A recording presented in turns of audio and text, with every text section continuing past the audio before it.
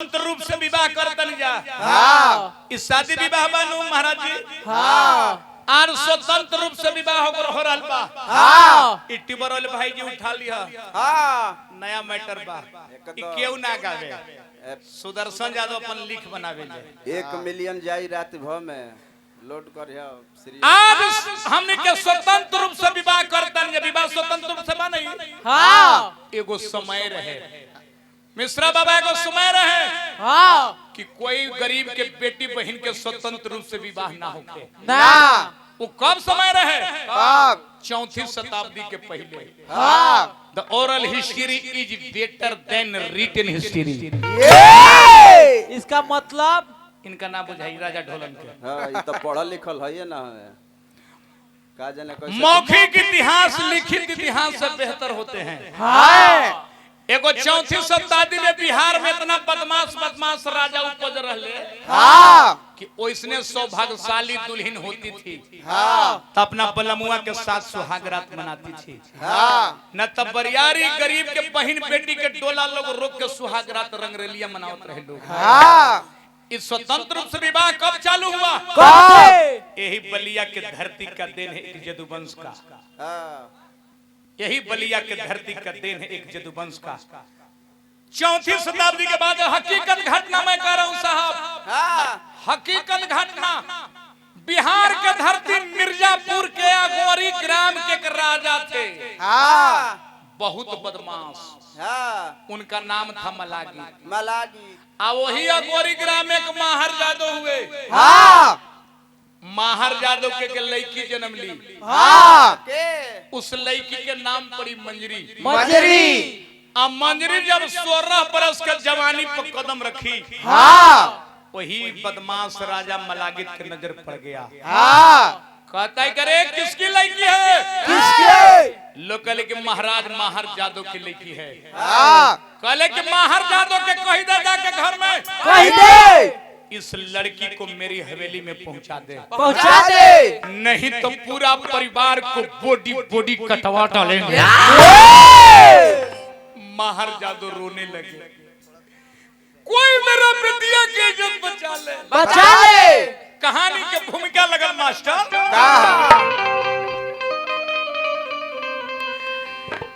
ए शेर के आगे भला शेर के आगे भला और गिदर की क्या बात है?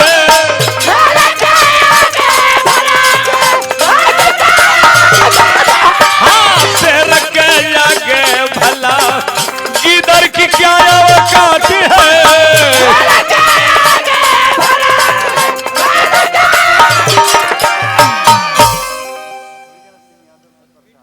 इधर साथ हीरा सिंह यादव जी राजेश भैया की ओर से पुरस्कार बनी। हार्दिक हार्दिक प्रणाम बा। आजीवन पद प्रतिष्ठा बना रहे। शेर के आगे भला और गिदर की क्या औकात है? जंग में जो जीत सके ए जी जंग में जो जीत सके और दोसर कहाँ वही जात है।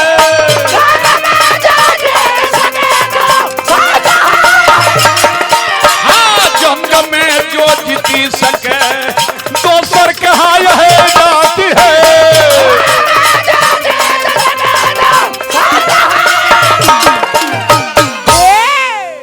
तनी तनी बिरहा लगा के गावल जाता। हाँ फिर वो सबके ज्यादा समझ में आई। हाँ हमनी के बहुत दूर के बनी जा पद प्रतिष्ठा बन रहे। हमरा संजय भैया के पुत्री हाँ परी यादव पीएम सीएम डीएम बनी है। खूब हाँ बढ़िया मम्मी के नाम रोशन करी है। खूब बढ़िया। पढ़ने के अलावा इस दुनिया में कोई रास्ता नहीं है। शिक्षा वो शेरनी का दूध है। शिक्षा वो शेरनी का दूध है जो जितना पिएगा उतना दहाड़ेगा। हाँ आज ना आपका राम खतरे में है। नगन यादव के सालार राजू सिपाही जी बड़ी बड़ी रुपए के पुरस्कार हार्दिक हार्दिक प्रणाम। हाँ विद्या यादव जी हमारा दुल्हन पक्ष से बड़ी बड़ी रुपए के पुरस्कार हार्दिक प्रणाम। आज ना आपका राम खतरे में है साहब। नहीं हनुमान खतरे में है, न आज आपका राम खतरे में है, नहीं हनुमान खतरे में है, आपका दिया हुआ बाबा साहब का संविधान खतरे में है। तो गैर के बेटी बहन पर नजर गंदी नजर से देखेला कुंवर जी। मेरा चश्मा फूट जाए कुंवर जी तो। आज काल में लड़ाई थी अपने के जजमान, धोती ने टाई जजवान। गैर नजर से कोनो बेटी बहन के ऊपर ताकेला तो ओकरो बेटी बहन पर दूसर कोनो गैर खराब नजर से देखे लगे। ए जी गैर की बेटी बहन पर, गैर की बेटी बहन पर अरे करता जो बुद्धि बात है,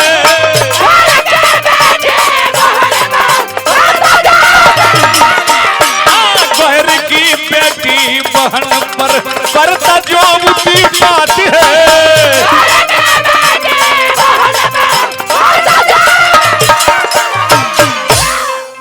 एक गैर की बेटी बहन पर अरे करता जो उत्पात है।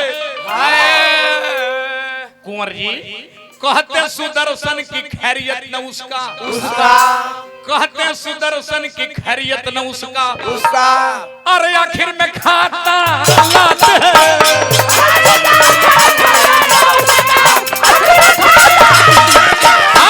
कहते सुदर्शन की खैरियत न उसका, आखिर में खाता लात है।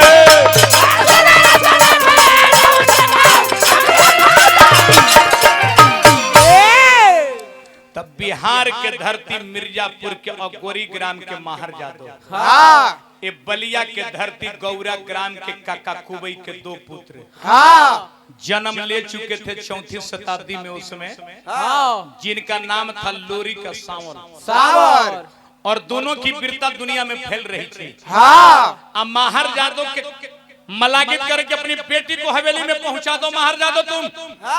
बेचारे माहर जादव रोने लगे, अपनी जात बिरादरी में भीख मांगने लगे कि कोई मेरे बिटिया की इज्जत बचा ले।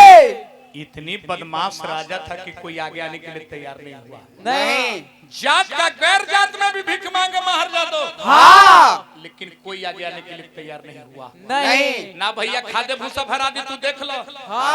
आखिर में ही उत्तर प्रदेश बलिया के धरती को झांकना पड़ा माहर जादव के।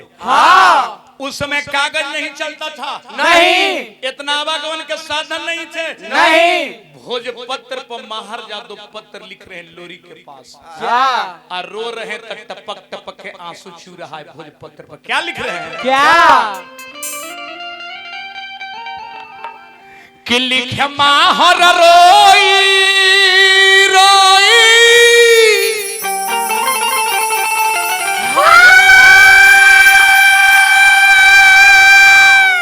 ए बाबू गौरा की पतिया हो,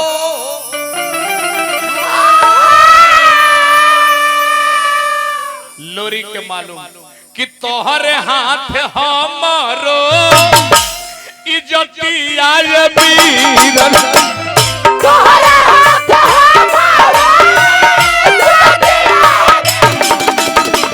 तोहरे हाथ हमारो इज्जतिया वीरन।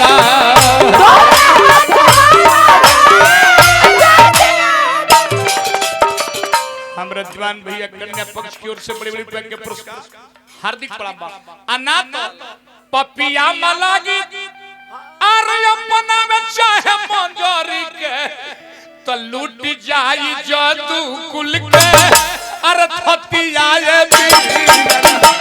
लूट जाए जादू कुल के,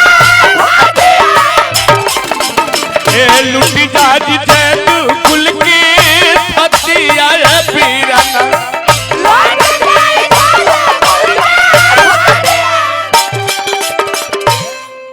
भगवान कृष्ण और बलराम कलयुग में 34 शताब्दी में आए आचार्य हजारी प्रसाद द्विवेदी ने कलम उठाई इस पर। लोरी कर सांवर बन के हम प्रमाण देंगे आपको। आवागमन के साधन था, माहर जादव पत्र लिख के एक पत्रवाहक को दे दिए। 3 दिन पैदल बिहार के मिर्जापुर के धरती से चल के बलिया गौरा ग्राम में पत्र लेके आ गया। हाँ उस समय पत्र देता है लोरी के, जिस समय लोरी का अखाड़े में धूरी लगा रहे थे। हाँ लोरी को उस पत्र को पढ़ते हैं कि बिहार के धरती से एक पत्र आया है। हाँ एक मलागित राजा के जादुओं की लड़की को जबरन अपनाना चाहता है। रोंगटे खड़ा हो गए लोरी के, आंखें लाल हो गए। लोरी कहते हैं क्या?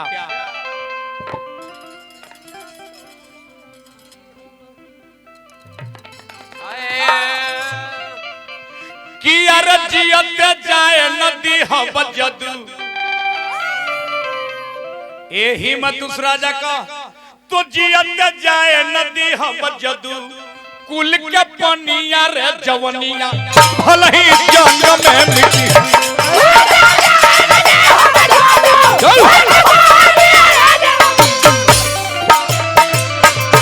जियत जाए नदी हम जदू, कुल के पनिया रे जवनिया भले ही जंग में मिटी।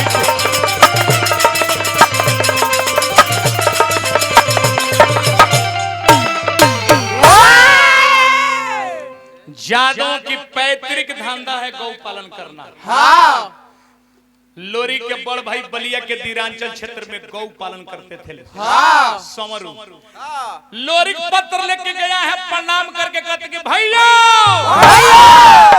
बिहार के धरती से पत्र आया है। हाँ समरू कहते हैं कि क्या लिखा है? क्या लिखा है भैया के जादुओं के लड़की को एक मलागित राजा जबरन अपनाना चाहता है। हाँ समरू सुनते हैं तो गरम हो गए, दांत पीस पीस कर बोलने लगे कि काट लो चल के गर्दन, अरे काट लो चल के गर्दन, क्यों जादू कुल से टकराया है। और दो चल के आंखें क्यों अबला पर नजर उठाया है। लेकिन लोरी को उस लड़के से तुमको शादी करना पड़ेगा। हाँ कल की भैया मंजूर है, लेकिन किसी भी गरीब बेटी बहन की इज्जत नहीं लूटने देंगे हम। नहीं यही जब भावा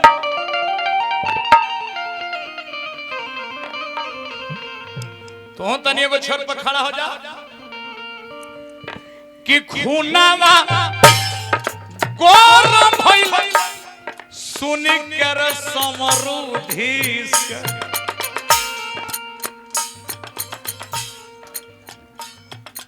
पप्पू जादव जी को से पुरस्कार बाहर दिखा दिखा। एक खूनावा गौरम रे भइल सुन कर समरूधीस बोलले दांत बोलले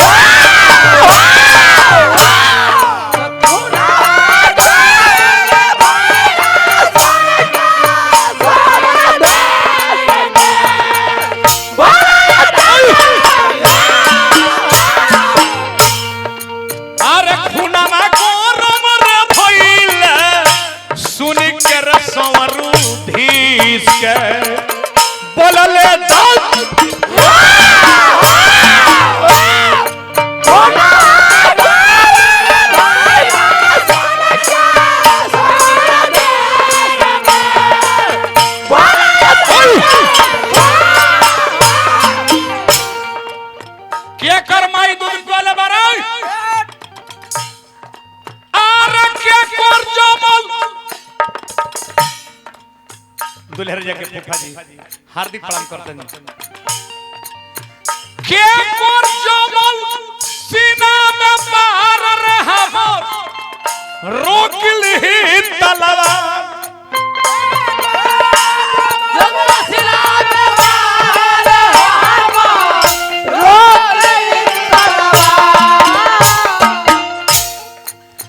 जेल से बेल कराल बपीना वकीलन फीस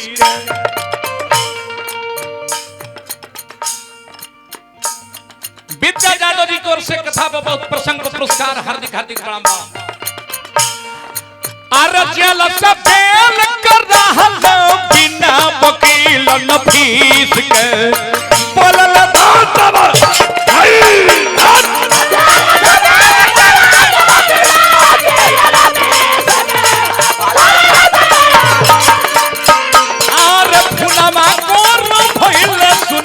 समरूधी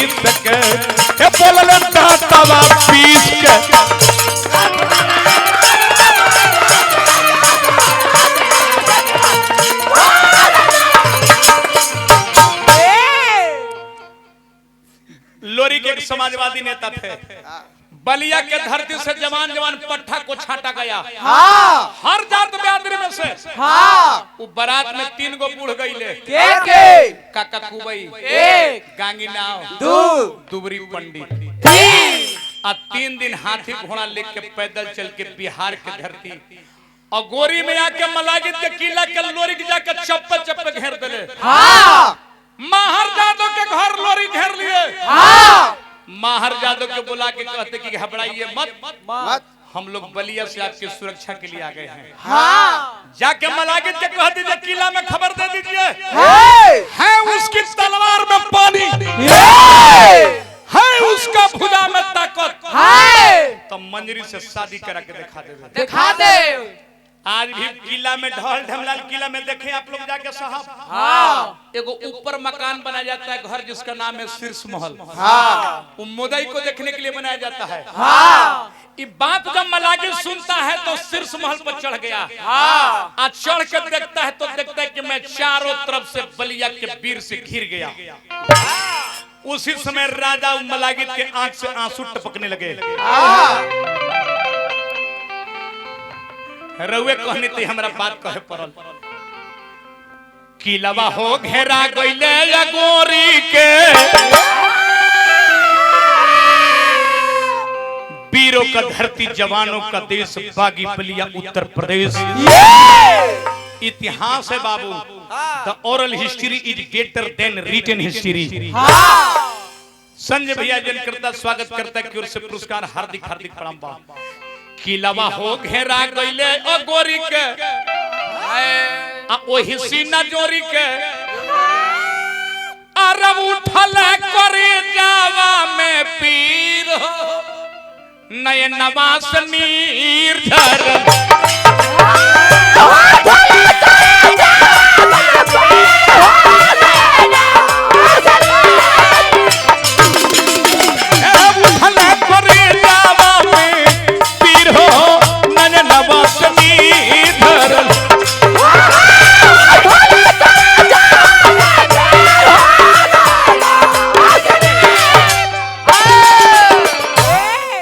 लेकिन साहसी राजा था वो।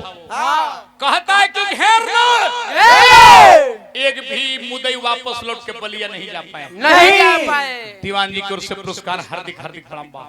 एक भी मुदई लौट के वापस बलिया नहीं जा पाए। नहीं साहसा जटा के कोसहू हाय पलटन सजावा वाले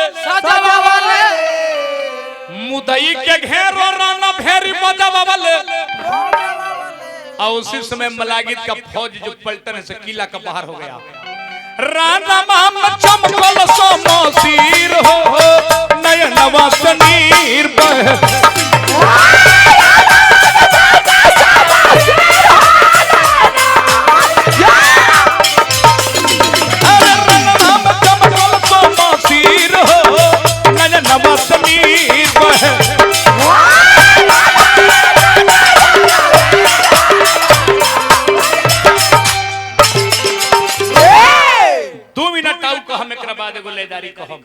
बाबूजी बता देता नहीं कि आज बलिया के धरती वीरों का धरती जवानों को देश क्यों कहा जाता है।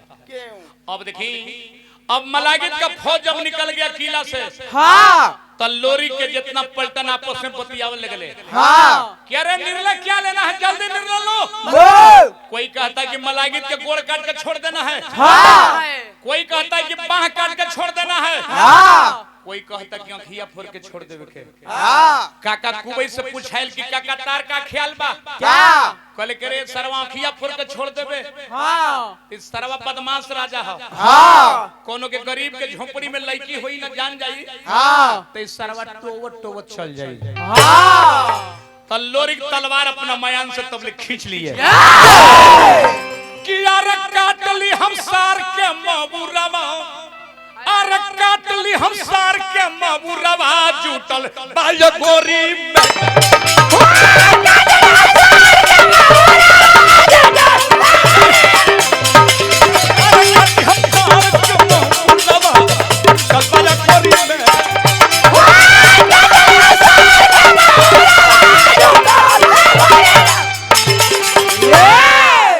कोई कहता कि मंजरी अगर गांव के नाते बहिन लागत होई। कहले लोरी के हाँ हाँ प्रेम से परिची है तलावा परिछाई परिछाई एक करे बहिनिया के दुल्हनिया बनाई बनाई अरे नहीं तो सिखाई जब सहुरावा जुटल बज बोरी में कम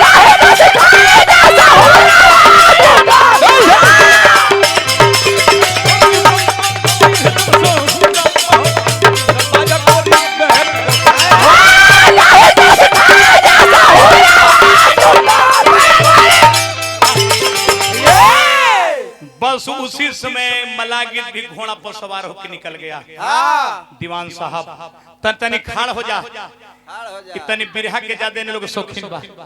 हाँ हाँ तने देख लो मिर्जापुरी कजरी के भाव लगल। हाँ मिर्जापुरी कजरी कैसे गावल जाला साहब? केतिया हमनी के देने संगीत तनी कमजोर हो हाँ बाकी कोसे हमरा भोजपुरी बोले ना आवे भाई। ना जी देखा देखी तो भोजपुरी क्षेत्र के हवे हाँ। हमरा रेजा ढोलन जी। हाँ मिर्जापुरी कजरी देखो हाँ टेढ़ कर कर कि बाली उमर कमर लचकनिया गोरिया घिचे निहुर के पनिया गोरी के झूले झूलनिया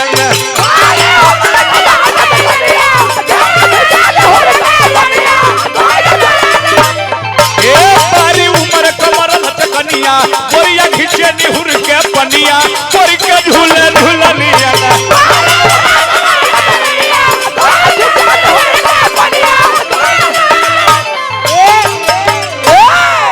यही में कहे के बाद लोरी का खून गर्म हुआ। फूफा जी की ओर से पुरस्कार पनी गोल लगत नहीं आशीर्वाद के प्रतीक्षा। लोरी कितनी खीस में पागल हो गए बहुत जोर से लोरी गर्जन किए कि अरे गरजा समरांगन में लोरी गरजा समरांगन में लोरी पलवा नवा हो समनवा जबकि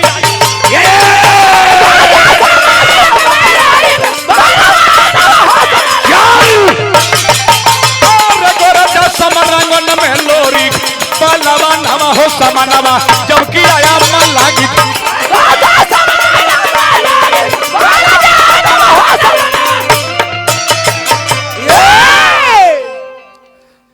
बड़ रुआ सुंदर बोली ले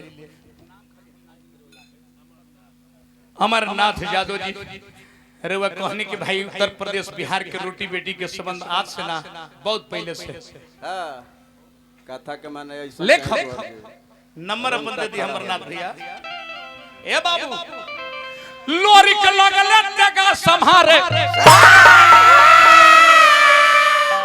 मैया दुर्गा के उचारे इतनी क्रोध में लोरी पागल हो कि एक ही तलवार में खच से सदा के लिए मुक्त कर दे बिहार के धरती की उ पापी से तो कटल समरांगन में पापी कटल समरांगन में पापी के गोरदानवा हो समनवा चौकी आयो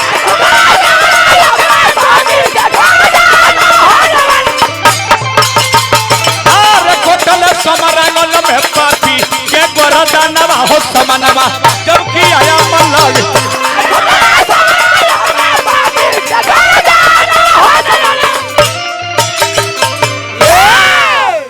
बिहार के धरती से पापियों से सदा के लिए लोरी को मुक्त कर डाले।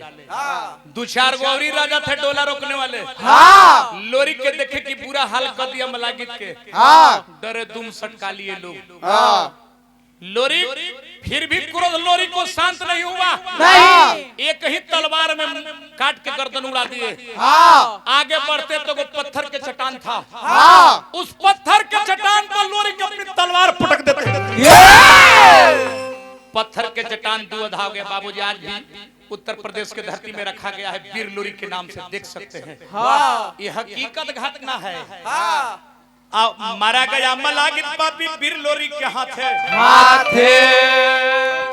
बिना पता का गाड़ के जहिया झूमत चलल साथे रे जवनिया भल ही जंग में मिटी है माहर जादव अपनी बेटी मंजरी को हाथ में लेकर के लोरी के हाथ में देते हैं। हाँ ले जाइए, ले जाइए। आज नहीं रहते तो जदुवंश के थाती लूट चुका था। हाँ तब पूजल माहर जादव लोरी के चरनिया रे जवनिया भल ही जंगल में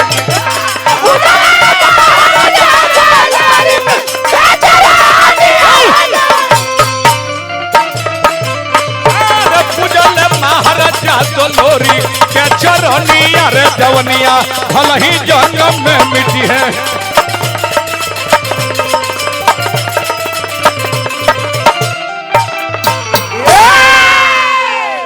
लेकर के मंजरी के लोरी को वापस गौरा आइले आ लगन देख के रिधि विधि से मंजरी संग ब्याह रचैले।